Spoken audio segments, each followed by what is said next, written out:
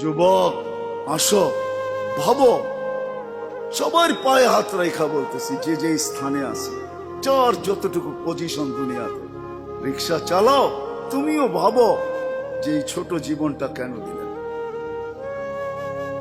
বাবা উচিত কেন দিলেন? ওই জান্নাত পাওয়ার জন্য দিলেন। বলে আপনি কি করে বলেন? এই জন্যই বলি, কেন আমাদের যাত্রা জান্নাত থেকে, আমরা জান্নাতে যাব। আদম আলাইহিস সালাম জান্নাত থেকে যাত্রা শুরু করছেন, আবার উনি ফিরা জান্নাতেই যাবেন। আমাদেরকে যদি আল্লাহ জান্নাত না দিবে, তাহলে মুসলমানের ঘরে আমার অস্তিত্ব দিল তো দিল কেন?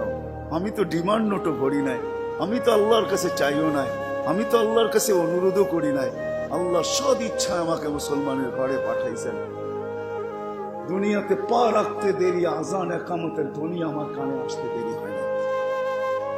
কিন্তু সব সত্য, কিন্তু এটাও সত্য, আমি সবকিছু পাওয়ার পরে হারায় গেলাম, আল্লাহকে ভুলে গেলাম। এই জন্যই কোরআন আমাদের কানে ধ্বনি দেয়, কুতিলাল ইনসানু মা আকফারা। ও মানুষ, তুই অকৃতজ্ঞ হইলি তো হইলি কি করে? উচিত তো ছিল ফল আসলে গাছ আরো ঝুঁকবে, ফল আসলে আরো ঝুঁকবে। উচিত তো ছিল শিক্ষিত মানুষগুলা শিক্ষিত হইয়া 24 ঘন্টা আল্লাহর কুদরতি পায়ে পড়া থাকবে। উচিত তো ছিল ধনী ধন পাওয়ার পরে আল্লাহর কাছে কাছে থাকবে। উচিত তো ছিল যুবক যৌবন পাওয়ার পরে আল্লাহর কুদরতি পায়ে যায় মাথা ঠেকায় দেবে, মালিক তুই আমাকে যৌবন দিছিস, দূরে যাই তো যাই কি করা, যৌবন তো তোরই দেওয়া। 24 ঘন্টায় আমাদের উপরে রহমতের বৃষ্টি বর্ষিত হইতে থাকে।